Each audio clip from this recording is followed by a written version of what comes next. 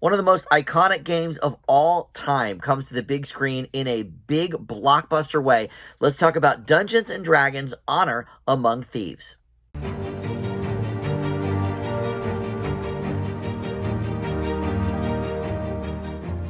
Hey guys, Dan here. This is Dan Reviews It. Welcome to my spoiler-free review for Dungeons and Dragons Honor Among Thieves. This is playing in theaters right now and will probably soon be out for your on-demand viewing because it's been out a couple of weeks already. I was a little late to the party on this one, unfortunately, but it has a really great cast of many names and faces that you know.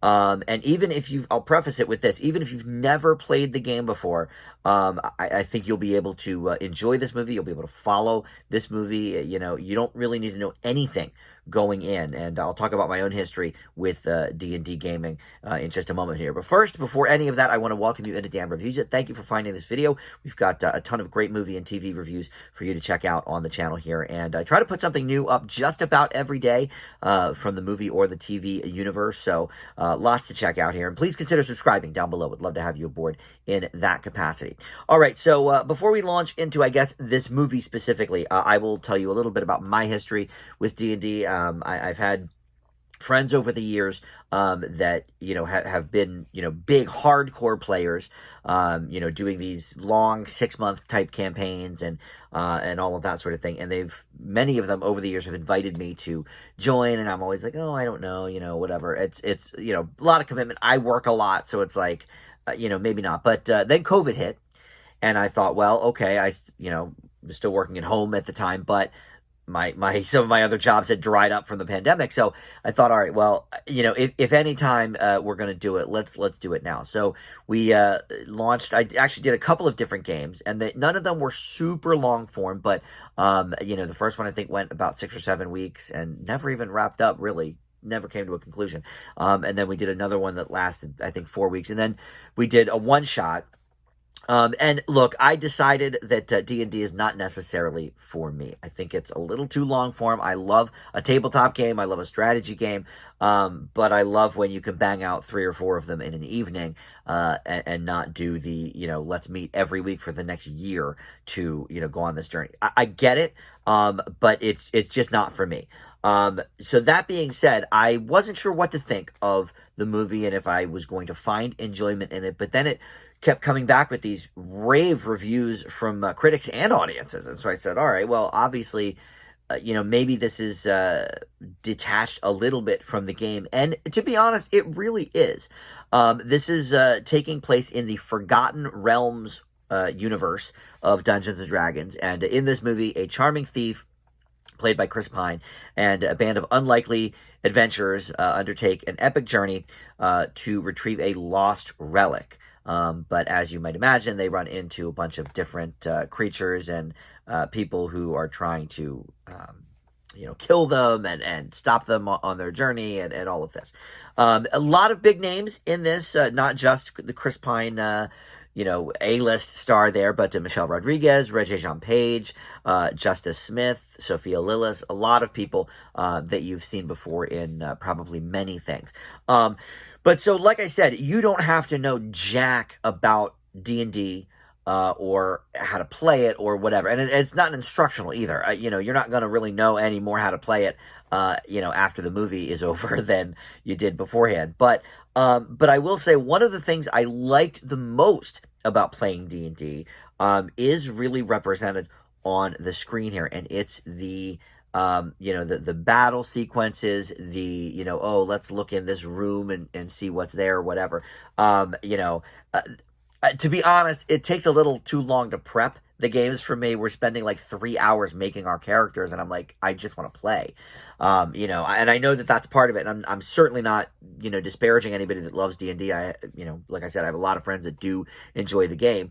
But I found out that this movie in 2 hours and, you know, 15 minutes or whatever, that is what I want, you know, from a D&D campaign. I want a lot of action, a lot of character development, and all of that stuff. And we get that in spades with this movie. One of the greatest things about playing the game to me was kind of visualizing what was happening. The dungeon master, would say, okay, now you see this, or okay, now you're here, or whatever. Now you encounter this creature.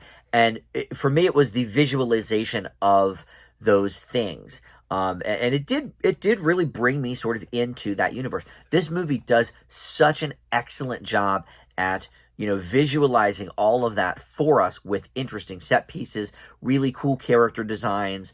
It really took what I consider to be the best parts of a Dungeons and Dragons campaign, in my personal opinion, and putting it up on the screen. And I really don't think that is an easy feat to make a movie out of such an iconic game that appeals equally to D&D, longtime players and people who never even touched, a 20-sided die before. I think it is an achievement in that way. But more than that, the chemistry between the cast is fantastic. I think Chris Pine was the perfect casting choice because what this movie is, and I haven't really even got to the comedic part of it, but it is a comedy fantasy for sure. And you may have gotten that if you saw the trailer. There's some jokes in there, but this really is a sort of a comedy fantasy. And I think the reason Chris Pine is such a perfect casting choice is in part because, there's that whole pantheon of Chris's, right? You've got Chris Evans, Chris Pratt, Chris Hemsworth. Chris Pine always seemed to be like, sort of the bridesmaid, and not the bride of the whole thing. Those three other Chris's all have huge Marvel ties. Chris Pine, he was the boyfriend in Wonder Woman, for DC. All of these Chris's have, Chris Pratt specifically has multiple, franchises that he's a part of.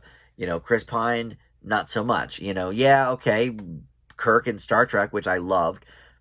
But, that in terms of major franchise, that's about it, So he always sort of seemed like the more put upon of the Chris's. But I think he is super talented. I think he can be funny.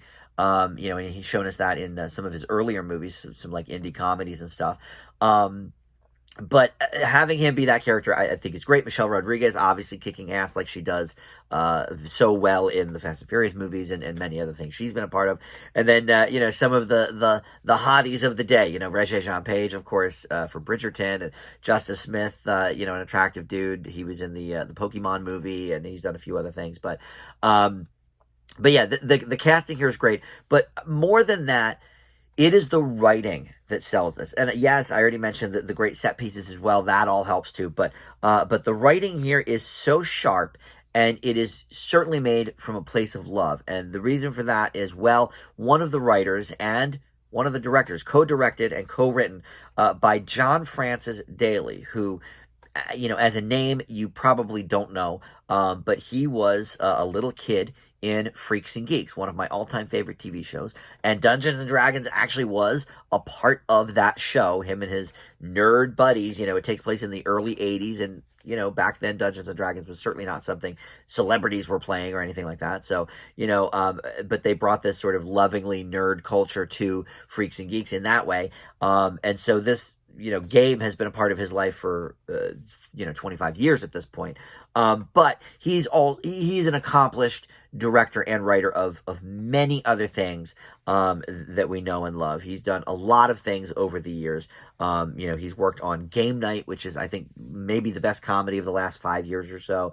I think he's done some stuff with the Spider-Man series, if I'm not wrong. I think he maybe co-wrote one of the recent Spider-Man Tom Holland movies.